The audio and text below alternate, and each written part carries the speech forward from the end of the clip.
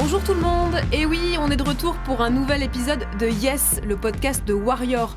2 fois par mois, on célèbre les victoires de meufs contre le sexisme et ça nous fait un bien fou. Je suis Margaïde et je suis en studio avec Elsa. Coucou. Et malheureusement, Anaïs ne peut pas être avec nous aujourd'hui, alors reviens-nous vite Anaïs. Aujourd'hui, on va vous parler d'éducation. Vaste sujet, n'est-ce pas Elsa ? Ça c'est clair. Quitte à rappeler une banalité, les enfants sont les adultes de demain. Voilà, je fais une thèse de philo.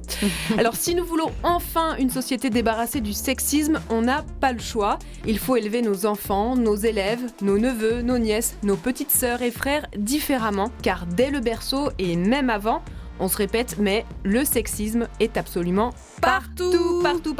De la couleur de la gigoteuse qu'on t'offre à la maternité, à la couleur des joggings pour le cours de sport, en passant par les remarques de beau-papa et belle-maman sur la longueur des cheveux de leur petit-fils, ou encore les manuels scolaires qui placent toujours papa au travail et maman à la maison. Aujourd'hui, on peine encore à montrer aux enfants d'autres modèles que la famille type manif pour tous, un papa, une maman, un frère, une sœur, du bleu, rose. du rose, tout est bien rangé, on aime ça. Non, c'est pas vrai. Et encore, on n'a pas encore parlé des schémas amoureux qu'on leur présente, le prince charmant qui vient voler un baiser à la princesse endormie ou la kidnapper pour lui faire plein de jolis petits enfants. Tout un imaginaire qui prépare les filles à se laisser faire et les garçons à arracher des bisous sans se préoccuper du consentement. Bref, si on en reste là, on n'a pas le cul sorti des ronces, mais heureusement, nos warriors tentent de corriger le tir avec leurs enfants. Elles encouragent leurs filles et leurs garçons à exprimer leur personnalité quand elle va à contre-courant de la norme. Elles les éduquent à débusquer le sexisme partout où il se cache. Elles leur apprennent que leur corps leur appartient. Bref, elles éduquent les hommes et les femmes de demain. Mais avant ça, Elsa, nous avons eu des retours suite à l'épisode sur la grossophobie. Yes, alors dans notre dernier épisode, Marie nous avait témoigné du parcours médical difficile de sa fille. Elle nous a écrit,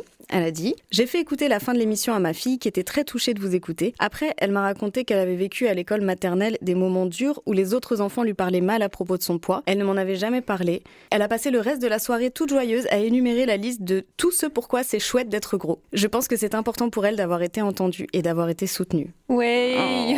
Gros cœur, méga gros Cœur. Merci Marie pour ton retour. Et il est temps déjà de passer, de parler de notre première warrior, et c'est Anaëlle, et décidément, vous avez déjà eu l'occasion de l'entendre dans le dernier épisode sur la grossophobie. Donc elle racontait comment elle a été maltraitée par le milieu médical pendant sa grossesse à cause de son poids. Donc Anaëlle, c'est une féministe, elle est professeure des écoles, et attention, elle a fait son mémoire sur les stéréotypes de genre et l'égalité filles-garçons en CM1. Voilà, donc on se dit, elle est méga armée pour éduquer ses enfants de façon non sexiste. Et elle nous raconte que ce n'est pas si simple. Pas facile d'élever un enfant sans sexisme, même quand les parents sont des féministes convaincus. Alors, je suis maman d'un petit garçon de 5 ans et je suis actuellement enceinte d'un bébé surprise pour le mois de mai. Déjà, les stéréotypes commencent bien avant la naissance, quand les gens autour de vous veulent absolument savoir le sexe de l'enfant pour savoir quel cadeau lui acheter, quelle couleur de vêtements prendre, etc. Ou encore, ça c'est mes préférés, quand on me dit « tu as une grossesse vraiment très pénible cette fois-ci, donc forcément c'est une fille parce qu'elles sont plus chieuses que les garçons ». Voilà, j'adore. Ensuite, il faut savoir qu'on était assez contents parce que pour mon petit garçon, déjà, sa couleur préférée, c'était le rose jusqu'à son entrée en grande section. Et on avait l'impression d'avoir quand même sélectionné des livres, des films, etc. Qui parlent des filles et des garçons de la même manière. Et quand, par exemple, il n'y a pas beaucoup de filles dans une histoire, on n'hésite pas à le souligner. Mais à l'arrivée en grande section, ça s'est un peu corsé. C'est-à-dire qu'il s'est retrouvé au milieu d'une bande de copains qui l'ont persuadé déjà que les filles, c'était nul, qu'il fallait pas jouer avec les filles, que le rose c'était pour les filles et le bleu pour les garçons bien sûr, et que les filles elles avaient pas le droit de jouer des jeux violents. Donc il a fallu qu'on en discute beaucoup avec lui. Alors aujourd'hui, il est toujours pas OK pour continuer à mettre sa couleur préférée à l'extérieur. À la maison, il sort de son bain, il met son petit peignoir princesse avec des diamants sur un diadème, il est magnifique. Mais sorti de la maison, en fait, il ose pas se confronter au regard social des copains à l'école. Néanmoins, on est assez content parce que après l'avoir travaillé pendant plusieurs mois, il dit lui-même que les filles, en fait, elles peuvent jouer à tous les jeux, même les jeux de militaires, ce qui n'est pas le cas de ses copains, qui empêchent les filles de jouer aux jeux qu'ils appellent des jeux de garçons. L'autre jour, il m'a repris parce que je disais que dans une prison, il y avait un directeur et des gardiens, et là il m'a dit « Mais non maman, Ça peut être une directrice ou des gardiennes. Par rapport à la grossesse aussi, c'est assez drôle parce qu'il dit régulièrement des phrases comme « Il faudrait que papa prenne ton ventre un jour sur 2 » parce que ça serait vraiment le partage. Et c'est pas juste que ce soit les femmes qui accouchent, les hommes aussi devraient avoir mal. Sinon, mon petit Robin se laisse aussi pousser les cheveux longs pour ressembler aux princesses de la Reine des Neiges, même s'il veut pas le dire devant ses copains. Et pour finir, il voudrait avoir une petite sœur pour que ça soit la parité à la maison. Oh, c'est trop mignon. Mais oui, Je meurs. merci beaucoup Anaëlle. Génial. Et bon courage pour la suite de ta grossesse. Oh là là. Et voilà. Mais mais c'est super intéressant ce que tu dis. Et j'avais carrément envie de revenir sur les stéréotypes de grossesse et les gens qui s'attendent à connaître le sexe du bébé en fonction de ton comportement. Des effets que t'as. Voilà, il y a énormément de croyances qui n'ont absolument rien de vérifié ni de scientifique. Et d'ailleurs, tiens Elsa, je te propose un petit quiz. Vas-y. Sur des idées reçues. Alors, si tu es enceinte et que tu n'as pas eu de nausée, fille ou garçon ? Ah bah garçon, parce que j'imagine que la logique c'est de dire que les filles elles sont chiantes, donc elles te foutent la nausée, c'est ça? Ouais, si tu n'as pas eu de nausée, voilà, c'est un garçon. Il y a sûrement de ça, ouais, voilà. Je crois que j'ai compris un peu la logique derrière. Si le papa prend du poids, What? Bah vu que c'est négatif, je dirais fille, puisqu'en gros tout ce qui est négatif, ça vient des filles, c'est ça? non, c'est un garçon. Tu sais, ce serait que l'homme serait plus impliqué, tu vois, parce que c'est un futur garçon. Donc tu vois, et déjà il se projette déjà sur cet enfant. Ah là là là là là là. Si ta libido augmente. C'est un garçon? Bah ouais, évidemment, parce que les hommes ont plus de libido. Ouais, voilà, donc ça répond. Voilà, c'est super. C'est de limite dégueulasse, mais voilà, vraiment, bref. Vraiment. Vous faites votre premier pas de la journée avec le pied droit.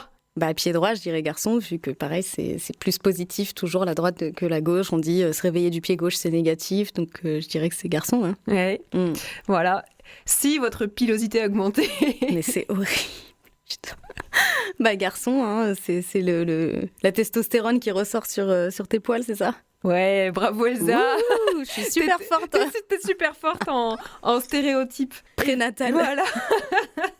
C'est ça, donc voilà, donc ça commence déjà avant la naissance, la différence de comportement. Et il y a même des études qui montrent que à la naissance aussi, les parents inconsciemment se comportent de façon différente. Voilà, avec une fille et un garçon.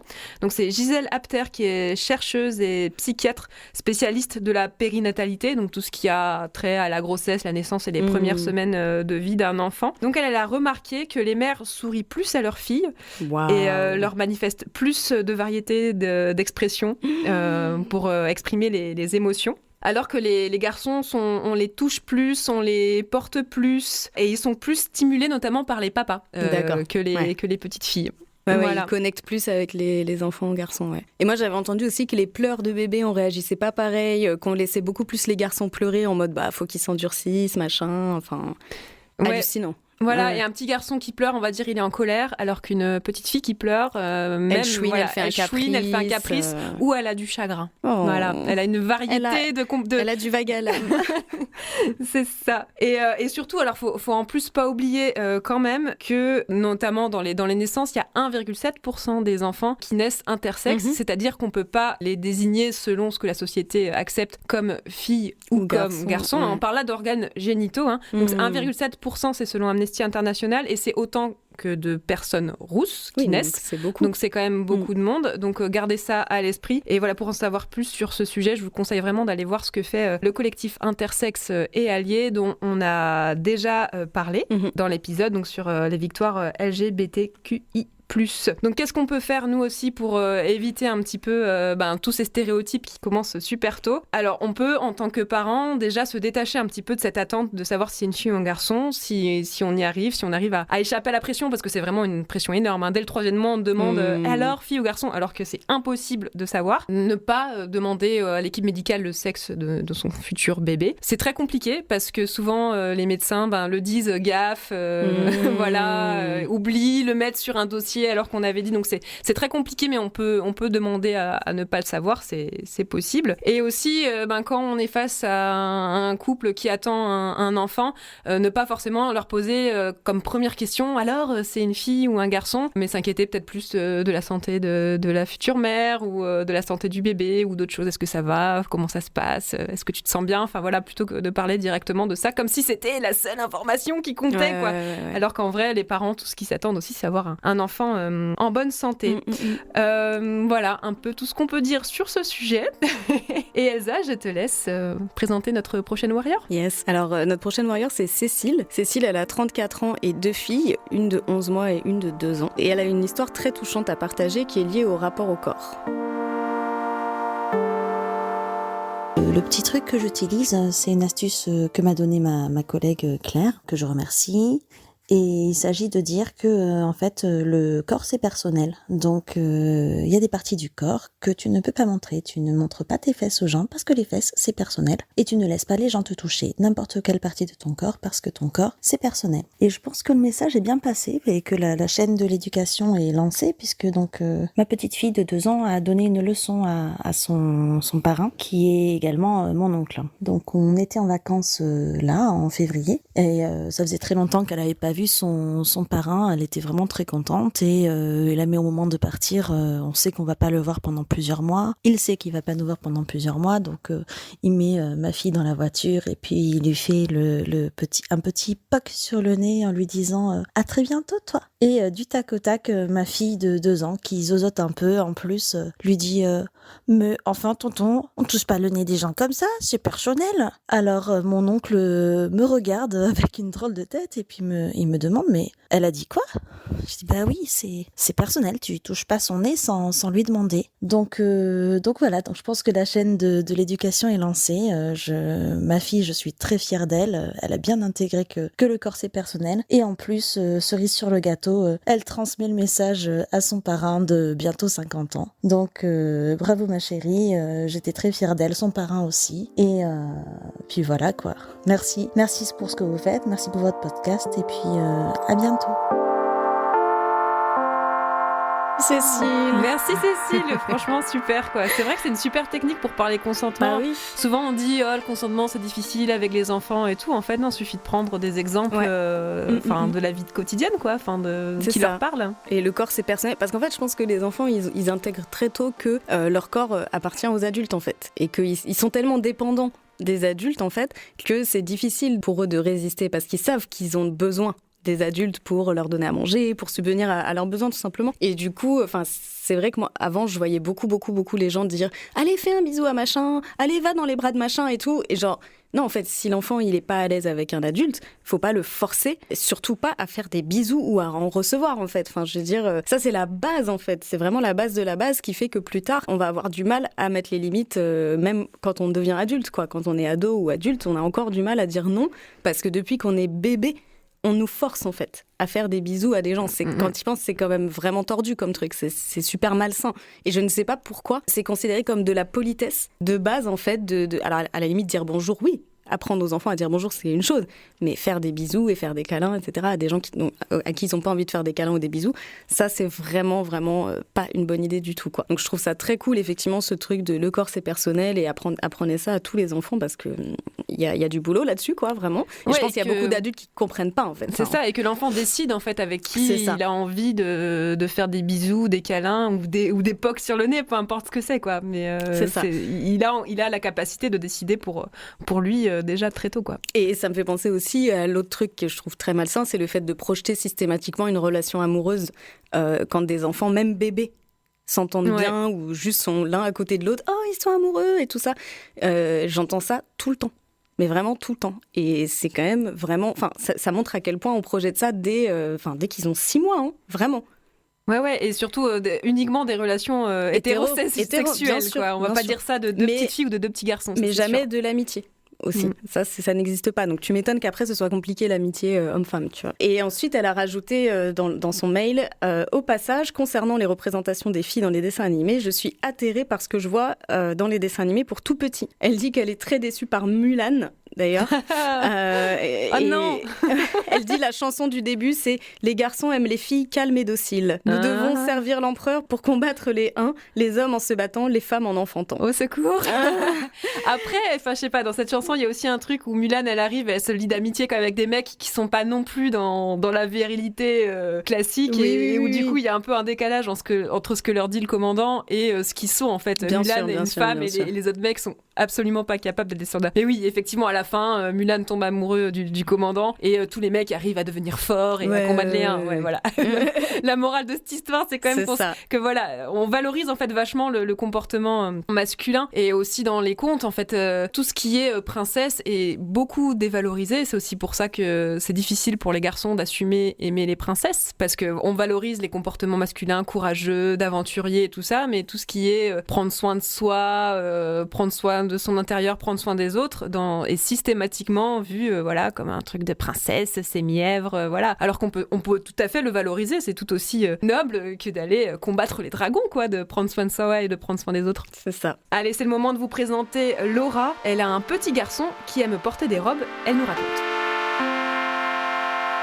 Je suis mère de 2 enfants, de 5 et 2 ans, garçon et fille. Le choix du roi, paraît-il, puisque c'est le rêve de tout le monde d'avoir garçon et fille, bien sûr. Comme ça, on peut à la fois avoir un footballeur et une ballerine à la maison. C'est merveilleux. Pour mon fils, on a réfléchi un peu à une éducation non sexiste à sa naissance, mais plutôt en se disant, on lui proposera de tout. Donc il a eu des pyjamas de toutes sortes, aussi bien avec des dinosaures que des fleurs, et un peu de tout comme jouet. Il s'avère qu'il a choisi un poupon comme doudou quand il avait 2 ans, et depuis c'est toujours son doudou, le plus important de toutes ses peluches. Il a aussi eu une phase petit poney, Barbie, et puis à l'entrée à l'école, ça s'est un peu compliqué. Vers la 2e maternelle, il a commencé à avoir des remarques parce qu'il avait des élastiques dans les cheveux. Il avait un pull Rainbow Dash qu'il aimait beaucoup, Rainbow Dash du dessin animé My Little Pony, et des chaussures avec des élastiques roses. Et les baskets étaient bleu marine, des baskets vraiment toutes bêtes, et des élastiques de différentes couleurs, dont du rose. Je sais pas bien si c'était juste des commentaires ou des moqueries, mais en tout cas, du jour au lendemain, il a plus voulu porter son pull et il a plus voulu porter ses chaussures.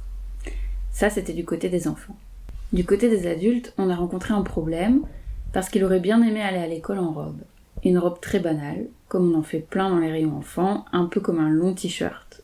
On met un legging en dessous et puis voilà, on est habillé. J'en avais trouvé une avec des dinosaures, puisqu'il adore ça. Mais à l'école, ils étaient vraiment pas pour. On m'a dit en substance que ce serait la porte ouverte à toutes les fenêtres. Si on accepte ça, alors après, imaginez ce qu'on va nous demander. Moi j'ai bien réfléchi, mais j'ai pas réussi à imaginer, j'avoue. Et puis la maîtresse m'a demandé, mais il a des modèles comme ça dans son entourage ? Sur le coup, j'ai rien trouvé à répondre tellement ça me semblait dingue. Je sais pas trop ce qu'elle sous-entendait. Peut-être qu'elle se demandait s'il était issu d'une longue lignée de drag queen. Je sais pas, ça m'a laissé vraiment pensive. J'ai donc expliqué à mon fils que non, à l'école ce serait pas possible. Parce que nous, à la maison, on dit que les robes c'est pour tout le monde, mais il y a des gens qui pensent que c'est que pour les filles. Et à l'école, il y en a qui pensent comme ça. On a laissé ça un peu de côté, et puis, 1 an après, à peu près, il m'a demandé, encore une fois, s'il pouvait mettre une robe. Et cette fois-là, je me suis dit, ok, on va le faire, sans demander la permission, puisque c'est juste un vêtement, ça va pas contre le règlement scolaire, c'est juste un vêtement. J'ai bien expliqué à mon fils que peut-être il aurait des moqueries et des remarques. Il a compris. Et depuis, c'est arrivé quelques fois qu'il aille à l'école en robe. Parfois, il met des élastiques dans ses cheveux, mais au final, ça reste vraiment rare. Je suis bibliothécaire jeunesse. Et je travaille beaucoup sur la représentation des stéréotypes du genre. Donc forcément, j'en parle aussi à la maison. On en discute avec mon mari, avec mon fils. Ma fille écoute, mais évidemment, elle a 2 ans et demi, donc elle participe pas encore vraiment au débat. Et même si globalement mon fils est toujours d'accord avec moi, c'est un combat sans fin, car les interactions sociales et les représentations qu'il a dans ses apprentissages à l'école sont toujours empreintes de stéréotypes. Sa maîtresse leur fait parfois faire des bricolages différents selon qu'ils soient filles ou garçons, par exemple. Donc parfois, il me dit « Tu sais maman, je sais bien tout ça, qu'il n'y a pas de trucs que pour les filles et de trucs que pour les garçons. Mais les autres, ils ne savent pas. » Pour lui, c'est sans doute très fatigant d'aller à contre-courant, surtout à cet âge où on veut être dans le moule et copier les autres surtout. Donc à l'école, il se met un peu plus dans le moule. Et à la maison, il se laisse aller. Il passe parfois des week-ends en robe, il se déguise de plein de façons, aussi bien en cow-boy qu'en fée ou en cow-boy-fée. Il regarde Vaiana, il s'invente 1000 histoires dans lesquelles il mélange les dinosaures et les fées. Et à l'école, il essaye d'avoir des baskets de garçons, je mets beaucoup de guillemets. Il veut s'intégrer au groupe qui joue au foot. Et puis c'est très bien, car il sait qu'il a sa bulle à lui à la maison, où il peut se reposer et juste être comme il a envie. Merci beaucoup Laura, franchement ton petit garçon c'est génial en fait. Mais c'est l'enfant du futur quoi. C'est exactement je suis trop fan. En fait il prend ce qu'il aime là où ça, enfin peu importe d'où ça vient, il prend quoi, les cow-boys, les dinosaures et puis les fées, les princesses et on mélange tout ça, mais c'est génial, il a un imaginaire en fait sans limite quoi. Il est hyper courageux aussi quand même. Aussi d'avoir conscience que c'est pas accepté par tout le monde et de quand même le faire, franchement bravo hein. Alors l'école par contre c'est chaud. C'est chaud.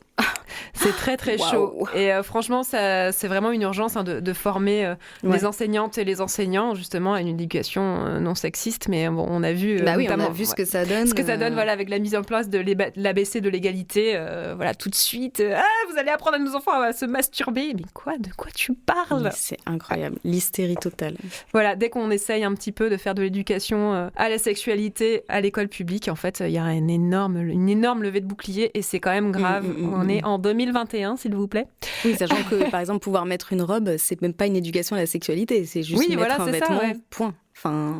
Exactement. Enfin, quand je dis éducation à la sexualité, vraiment au sens large, à l'égalité, et puis voilà quoi, enfin stop quoi. Et Laura en plus elle a un podcast qu'elle met en ligne régulièrement qui s'appelle 3 minutes contre les stéréotypes de genre. Ah, trop cool. Et c'est adressé aux enfants, donc voilà, c'est chouette. C'est une super ressource hein. Ouais, faites-le écouter à vos enfants, ça peut être super intéressant. Et on a beaucoup de parents qui nous ont écrit pour apporter cette difficulté en fait du passage en fait des enfants du cocon familial vers la crèche ou l'école ou les milieux à l'extérieur. En fait on a beau avoir essayé une éducation la plus égalitaire possible, il y a un moment où il y a la société, et contre la société tu peux pas tu peux pas grand-chose, tu peux rien faire contre ceux en fait qui n'ont pas eux déconstruit leurs préjugés sexistes. Et comme les enfants ce sont des éponges en fait, ils s'apprennent vachement des modèles. Alors ça peut être les enseignants, ça peut être un oncle, une tante, un papa, enfin peu importe. Forcément du coup les parents sont pas les seuls à éduquer leurs enfants. Et à ce sujet on a reçu un mail de Magali. Elle dit qu'elle en a pris conscience en écoutant des podcasts. Donc elle en cite 2. Un épisode des couilles sur la table qui s'appelle J'élève mon fils et un autre de Un podcast à soi de Arte Radio qui est Un autre homme est possible. Donc elle nous écrit: je me culpabilisais souvent en me disant que malgré ma conscientisation, l'éducation que je transmets à mon fils, il continue de s'éclipser aux toilettes au moment de débarrasser la table ou de se vautrer dans le canapé quand on a besoin de lui. Et qu'on fait encore peser sur les épaules des femmes l'éducation des garçons non stéréotypés. Bref, j'écoutais un podcast et l'idée était que nos garçons s'identifient bien souvent aux personnes du même genre que son entourage. Et j'ai soufflé un grand coup. J'avais en fait parfois devant moi une mini-reproduction de son père ou du mien ou de son oncle et je n'avais pas failli. Oui, voilà. C'est ça. En fait, Magali donc, est séparée du père de son fils et du coup, voilà quoi. Elle l'éduque d'une certaine manière et forcément, le père a d'autres modèles d'éducation. Ça veut dire que quand il est chez son père, au moment de faire la vaisselle, il se jette dans le canapé. Qui fait la vaisselle alors? Est-ce que cet homme a une petite copine? Parce que moi j'entends beaucoup d'histoires aussi de femmes qui sont avec des mecs qui ont déjà des enfants, mais c'est pas leurs enfants. Et c'est quand même elles qui font tous les soins aux enfants en fait. T'imagines, c'est ta belle-fille, ton beau-fils, et c'est toi qui fais la maman alors que c'est même pas ton fils, quoi. C'est ça, youpi. Non mais voilà, enfin tout ça, voilà ce que je trouvais très important dans ce que nous dit Magali, c'est on n'aura pas des enfants parfaitement déconstruits malgré tous nos efforts,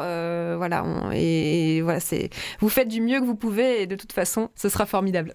Voilà, c'est ça. Allez Elsa, tu nous présentes la prochaine warrior? Voilà, c'est Jessica. Donc Jessica, elle a 43 ans, elle a 2 filles de 6 ans et 2 ans et demi. En garde alternée, elle leur parle de sexisme, mais selon ses mots, en douceur, parce qu'elle veut préserver encore un peu leur innocence, ce qu'on comprend totalement. Et récemment, elle a eu un échange avec elle qui lui a fait prendre conscience qu'elle comprenait plein de choses qu'elle leur inculque. Donc un soir, j'étais dans la cuisine en train de faire à manger et ma fille de 6 ans vient me demander je ne sais plus trop quoi, de venir l'aider à faire je sais plus trop quoi. Et donc je lui explique gentiment que je suis en train de faire à manger, que là je n'ai pas le temps tout de suite mais que je viendrai dès que j'aurai fini. Et elle me dit bon maman, il est quand même temps que tu aies un amoureux. Alors je comprends pas tout de suite pourquoi elle me sort ça là tout maintenant. Donc je lui pose la question, elle me dit comme ça vous pourriez partager les tâches, il pourrait faire à manger les courses et le ménage et toi tu pourrais avoir du temps pour nous et pour toi. Donc la première petite victoire, je me dis Bon, c'est que c'est chouette. Et elle va un peu plus loin de sa réflexion, et puis elle me dit, bon, je te dis d'un amoureux, mais une amoureuse, ce serait pareil. Pour moi, ce serait pareil. Hein. Quoique, une amoureuse, ce serait quand même stylé. Hein. J'aurais 2 belles-mères, une maman, un papa. Ce serait vraiment chouette. Et là, je me dis, bon, 2e petite victoire. Ça rentre, ça fonctionne, même en y allant en douceur, ça fonctionne. Voilà, j'avais juste envie de partager ça avec vous et merci pour vos podcasts que je prends plaisir à écouter et qui font du bien. Merci Jessica et merci à ta fille d'être aussi cool. Enfin, c'est trop bien parce que du coup c'est la 2e petite fille qui est pro partage des tâches dans les témoignages d'aujourd'hui. Donc ça fait vraiment plaisir et qui pense à sa maman et qui dit mais attends, même pour que t'aies du temps pour toi en fait. C'est waouh, tu vois. Et après, évidemment, le fait qu'elle ait normalisé dans sa tête l'option du couple lesbien, ça, c'est le pompon, quoi. C'est trop, trop, trop cool. Je suis vraiment trop fan. Donc, là, il y a ça. Encore une fois, comme elle dit, hein, ça montre que même si on n'est pas dans un truc de leur faire une conférence sur le sexisme ou je sais pas quoi, juste naturellement, petit à petit, leur en parler, effectivement, ça rentre, en fait, et ils comprennent très bien. Les enfants, ils sont très intelligents, en fait. Oui, c'est ça, on y va petit à petit et au final, les efforts finissent par payer, quoi. Enfin, moi, je me rappelle aussi de ma petite sœur qui, quand elle était petite, alors elle adorait les princesses et c'est vrai qu'on s'est toujours un peu demandé d'où ça lui venait parce que c'était pas forcément l'éducation qu'on avait, mais bon, voilà, elle kiffait les trucs de princesse, elle adorait se mettre en jupe et tout, bon, voilà. Et en fait, ce que tu fais quand tu es petit, l'imaginaire que tu as quand tu es petit est pas du tout représentatif de ce que tu vas devenir plus tard, en fait, c'est juste, tu t'expérimentes, tu te déguises, tu te crées des univers et voilà. Et aujourd'hui, ma petite sœur, elle a les cheveux verts, elle fait du roller derby et voilà, il n'y a pas de problème, quoi. C'est ça, trop cool. Allez, on va entendre le témoignage de Mac. Alors, Yel est non-binaire, donc c'est pourquoi je vais la désigner par le pronom Yel. Donc, Yel a un petit garçon de 9 ans et se pose plein de questions sur son éducation.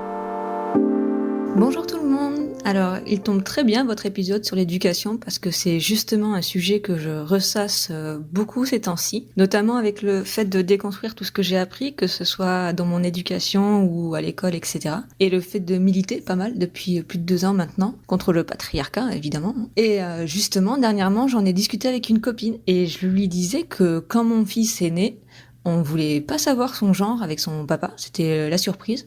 Mais je me souviens, quand on me l'a sorti et amené et que j'ai vu ses attributs physiques, je me souviens avoir été soulagée parce qu'en gros, je me disais, ok, là, je vais pas avoir à m'inquiéter quand il sortira le soir, machin.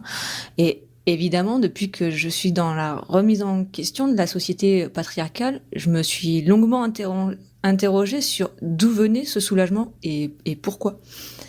Et en gros, j'ai compris que ça venait de ma mère, tout bonnement, parce que j'ai été élevée avec un grand frère, on n'a pas beaucoup de différences, mais dans notre éducation, je me souviens que ma mère, elle flippait total quand j'ai voulu commencer à sortir, genre à 16-17 ans, et elle me disait des trucs genre restez groupés, les filles, faites attention à vos verres, si l'une de vous veut aller pisser, vous l'accompagnez, vous en lâchez pas une des yeux. Alors que je n'ai jamais entendu dire ça à mon frère, ni d'autres phrases du genre sois respectueux, une femme qui dit non c'est non, tu insistes pas. Alors mon frère est pas du tout un gros macho, rien de tout ça, mais quand même ça m'a posé question. Et finalement, le soulagement que j'ai eu à la naissance de mon fils, là, il est en train de se transformer en angoisse qu'il puisse un jour agresser qui que ce soit. Moi, par exemple, j'ai compris très longtemps après que j'avais été agressée sexuellement par un petit ami très maladroit. Et donc, sans tomber dans le schéma de l'agresseur ou du forceur ou du gros mascu, je me dis qu'en fait, si j'éduque pas mon fils sur la question du consentement, il pourrait très bien finir par blesser quelqu'un.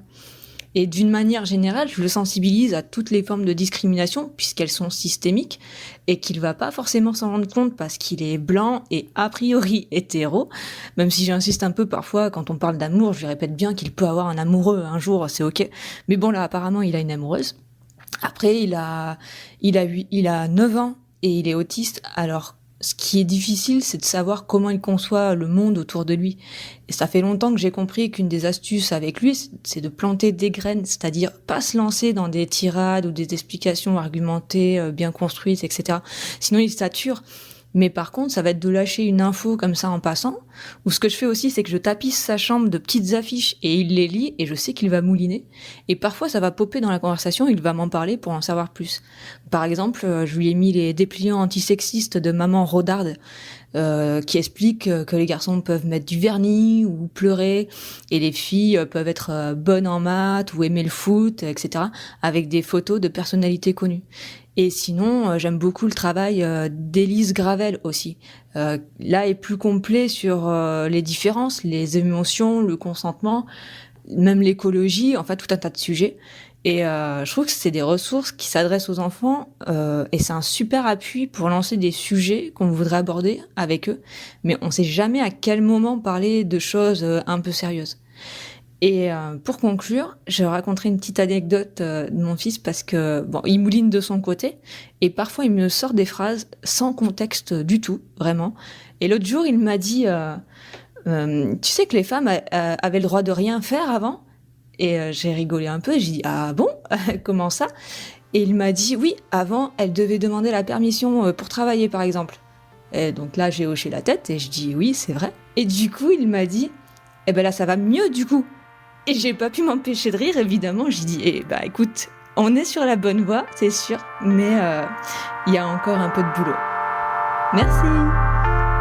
Et merci Mac pour ton beaucoup. témoignage. C'est vraiment, tu touches vraiment des points très très très importants.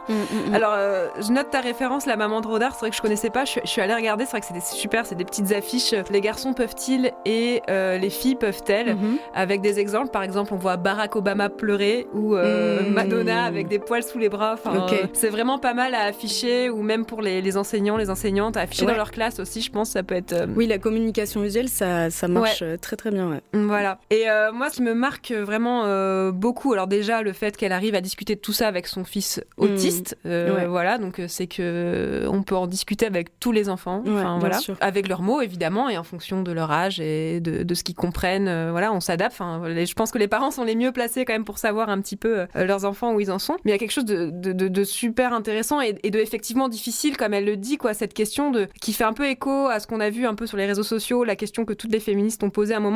Comment faire pour que les hommes cessent de violer? Et en fait, en miroir, il y a un peu la question comment faire pour que nos garçons ne deviennent pas des agresseurs et des violeurs, en fait. Et c'est vrai que pour les parents, c'est pas une question agréable à traiter et difficile, qui est très difficile. Et pour ça, il y a une ressource qui est vraiment pas mal, qui a beaucoup été citée dans tous les messages qu'on a reçus.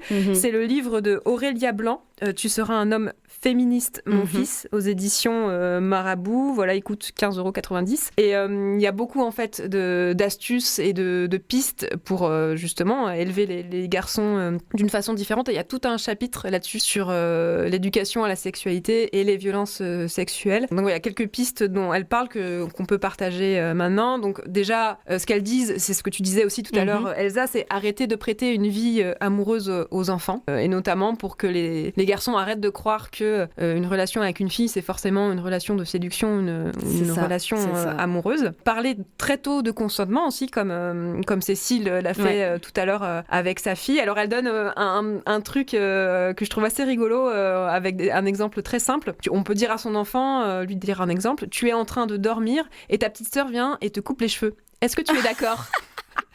Très bon exemple. Voilà, ça peut être pas mal pour aborder le sujet voilà. Et ce qu'elles disent aussi, c'est donner une éducation sexuelle aux enfants, donc aussi en tant que parents, parce qu'il faut savoir qu'entre 11 et 13 ans, 82% des enfants ont été exposés à des images pornographiques. Au secours. Voilà, donc ça sert à rien de faire genre que ça n'existe pas. De toute façon, ils vont voir du porno. Donc voilà. Donc on peut profiter. Ce qu'elle propose, c'est de profiter de toutes les représentations sexualisées dans les émissions qu'on voit à la télé, les films, les clips. Voilà, de profiter de tous ces moments-là pour commencer à en discuter. Discuter des corps qui sont présentés. Pourquoi les femmes sont toujours à poil? Pourquoi les mecs sont forcément bien musclés? Commencer à réfléchir à tout ça, les interroger. On peut aussi décortiquer les propos tenus parfois. Pourquoi dire ah l'enculé c'est problématique. Pourquoi repérer avec eux dans une émission quand une femme est traitée comme un objet, et ça arrive quand même assez souvent. Voilà, donc bref, aiguiser leur esprit critique pour débusquer tous ces problèmes-là, et aussi débusquer la culture du viol dont on a longuement parlé dans plein d'épisodes, un peu dans toutes les représentations qui peuvent le voir, et aussi expliquer ce que c'est concrètement un viol et une agression sexuelle. Voilà, leur dire ce que c'est. Aussi pour les protéger de la pédophilie, et si jamais ça leur arrive, voilà. Qu'ils puissent en parler, qu'ils puissent l'identifier et en parler, quoi. Voilà. C'est hyper important. Donc ce qu'elle dit, Aurélia Blanc, c'est vraiment de ne pas attendre l'adolescence en fait, pour parler de tous ces thèmes-là, parce qu'en fait, voilà, on a 11-13 ans, ils ont déjà vu du porno, donc voilà, c'est avant qu'il faut déjà les sensibiliser à tout ça.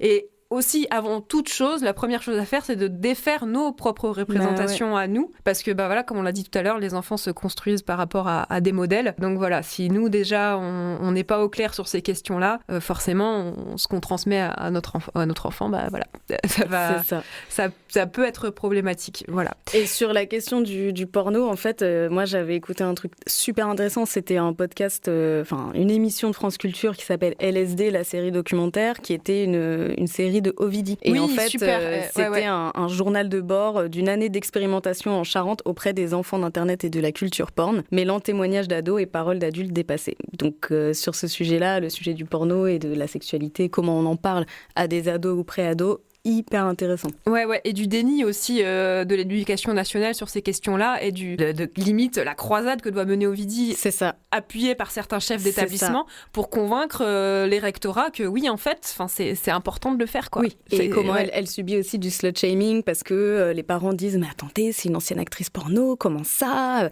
Et elle voit en fait avant tout le malaise des parents par rapport à leur propre sexualité, avant même d'arriver au malaise potentiel des enfants et des ados, quoi. Tu dis, oulala, il y a vraiment du boulot, quoi.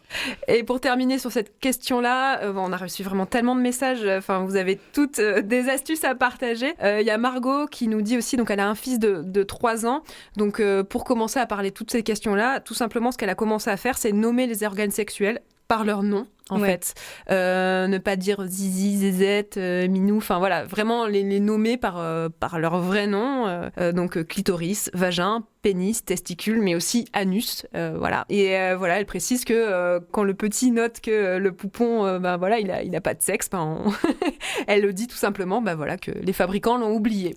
Et c'est vrai que ça, souvent, trouver des poupées et des poupons sexués, c'est pas toujours facile. Souvent, on le voit. C'est vrai que ça montre bien effectivement qu'il y a un tabou par rapport à ça. Il y a un tabou par rapport à ça. Si vous regardez la plupart des poupées en plastique, entre les jambes, en fait, il n'y a rien. Voilà, ce qui est quand même un peu bizarre parce que les enfants ont quand même quelque chose entre les jambes, donc ils ont besoin aussi oui, c'est clair. de voir que c'est pas, que c'est normal en fait. C'est clair, carrément. Allez, tu nous présentes la dernière warrior. Yes, donc la dernière warrior, c'est Blandine qui a 42 ans, 2 enfants, donc Suzy de 13 ans et Victor de 9 ans. Et en fait, elle leur parle du respect des valeurs féministes, donc surtout pour son garçon. Elle nous explique. Bonjour Yes, je m'appelle Blandine, j'ai 42 ans et 2 enfants, Suzy de 13 ans et demi et Victor de 9 ans. 2 enfants que j'élève dans le respect et l'enseignement de certaines valeurs féministes, surtout par rapport à Victor, que je veux être au courant aussi de ces combats-là, donc je fais pas de distinction entre les deux. Et ça m'a valu des situations un peu cocasses, par exemple une fois je fais faire la vaisselle à mes enfants et à tour de rôle, et Suzy se plaignait parce que à un moment je demande à son frère d'arrêter et elle trouvait ça pas juste, et elle disait voilà, t'es féministe mais alors ton fils il fait pas la vaisselle comme moi, etc. Donc ça m'a permis de lui inculquer les valeurs de l'équité. Quand on a 9 ans, on peut pas faire les mêmes choses que quand on en a 13. Et aussi, elle transmet certaines infos à son frère, parce que Victor est un petit garçon qui aime bien mettre du vernis à ongles. Donc ça, c'est quelque chose qu'on fait pendant les vacances. Et Suzy lui a donné une punchline à sortir à ses copains. Et donc un jour, normalement, on ne met pas le vernis à ongles à l'école, pour éviter justement, malheureusement, les commentaires. Et un jour, ils étaient chez leur père, et le papa n'a pas enlevé le vernis avant la rentrée. Et Victor est allé en classe avec son vernis. Et ses copains lui ont dit « Qu'est-ce qu'ils t'ont dit, tes copains ?» Ils m'ont dit que j'étais une fille parce que je portais du vernis. Et t'as répondu quoi? Que le vernis, c'était pas pour les filles, c'était pour les ongles. Voilà. Et ça, moi j'adore. Et je me suis dit que peut-être vous alliez sourire en entendant ça.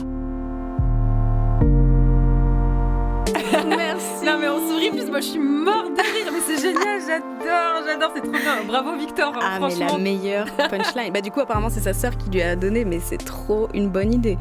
Et non, ça me fait vraiment de la peine pour tous ces petits garçons qui veulent porter des robes ou mettre du vernis et à qui on va vraiment inculquer beaucoup de violence en fait, pour les dissuader, leur faire penser que c'est mal et que c'est la honte. Enfin, faut vraiment se calmer. On est en 2021 en fait. Là, c'est plus possible quoi. Je veux dire, quand on voit les ados justement qui sont hyper dans ce truc-là de s'exprimer, peu importe leur identité de genre, etc. Je me dis mais si les jeunes de 4-5 ans ils ont ce genre de désir et qu'on les laisse pas faire, enfin.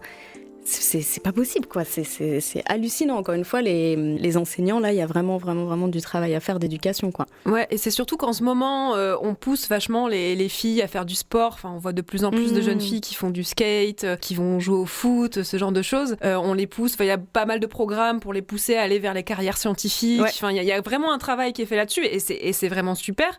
Mais en même temps, voilà, c'est ça. Faut aussi valoriser et encourager les garçons qui veulent faire et aller vers des choses qui sont plutôt identifiées comme réservées aux filles. C'est ce qu'on disait tout à l'heure. En fait, tout ce qui est considéré comme masculin est valorisé, alors que tout ce qui est considéré comme féminin, forcément, avoir des émotions, s'occuper des autres, mettre des robes, des vernis, prendre soin de soi de manière générale, en fait. C'est quand même dingue que ça soit dévalorisé. Et ça me fait penser aussi, quelqu'un m'a fait remarquer récemment qu'il y a de plus en plus de marques dans la mode qui se disent gender fluid, donc sans genre. Ouais.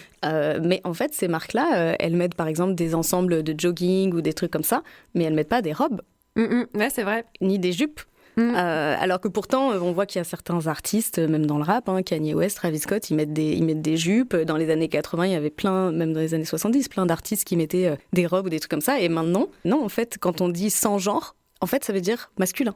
Ouais, c'est ça. Ouais. Clairement. Mais surtout que ça a l'air d'être un truc super marketing, en plus, gender fluid. Enfin, moi, j'ai pas besoin d'avoir des fringues estampillées de gender fluid pour, je sais pas, pour mettre un jean de mec ou un t-shirt jogging, ou un jogging ou un t-shirt de mec, en fait. Enfin, c'est complètement dingue. En fait, ils ont segmenté le marché en trucs féminin, masculin, ça fait 2 fois plus. Et tiens, on va en créer un 3e. Non mais il faut arrêter là au bout d'un moment quoi. Ouais. Non, après je pense qu'il y a certaines marques qui sont sincères dans cette démarche-là, mais c'est vrai que on me l'a fait remarquer, je me suis dit ouais, je pense qu'ils y ont même pas pensé en fait. Tu vois ce que je veux dire ? Parce que forcément, une robe pour un mec, tu te dis, oulala, les problèmes, alors là, il va se faire insulter dans la rue toute la journée, etc. Enfin, tu vois, tu te dis pas... En fait, quand on pense gender fluid, on pense presque, il faut que ce soit safe, quoi.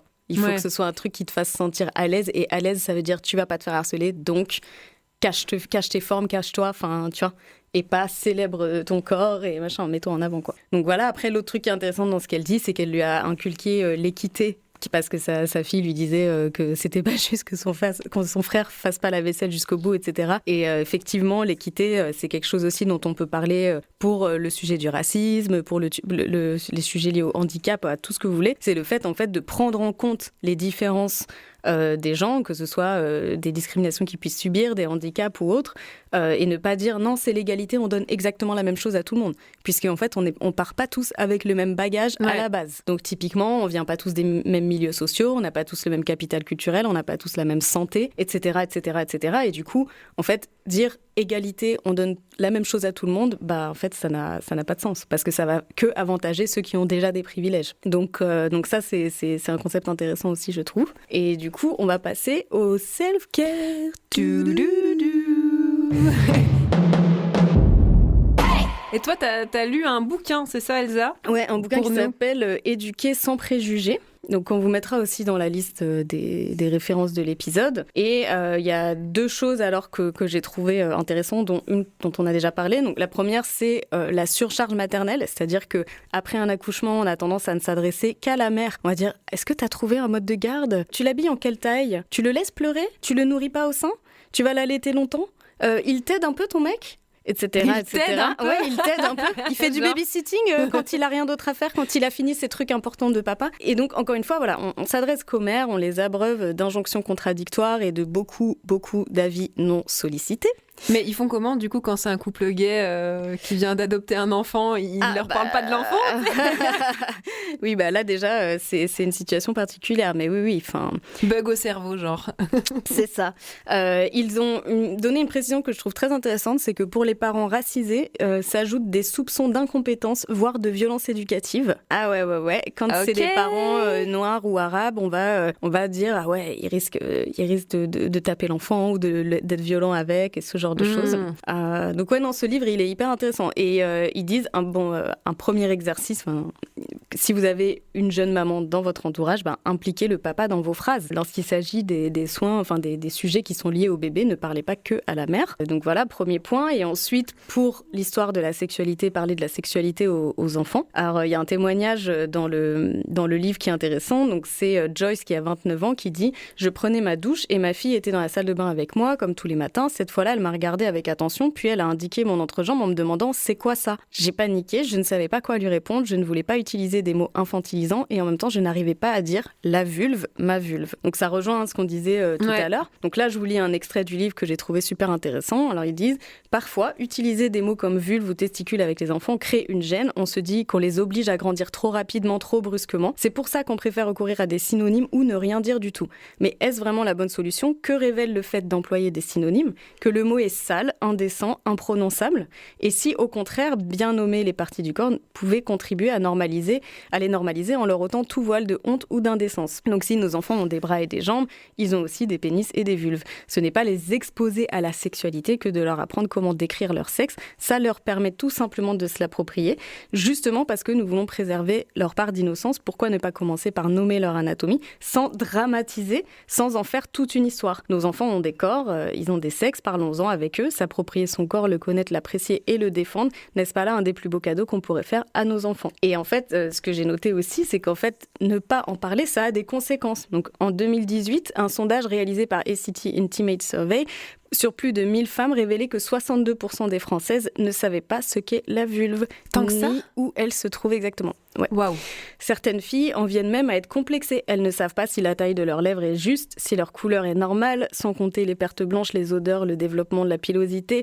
Tant de questions résumées en une seule. Suis-je normale ? Toujours selon le même sondage, un peu plus de 50% des femmes s'estiment insatisfaites de leur vulve. Non mais déjà, Qu'est-ce que ça veut dire ? Et du coup, un pourcentage qui paraît cohérent avec l'augmentation impressionnante des nymphoplasties, à savoir la réduction des petites lèvres par opération chirurgicale. En 2016, près de 4000 Françaises ont eu recours à ce type d'intervention.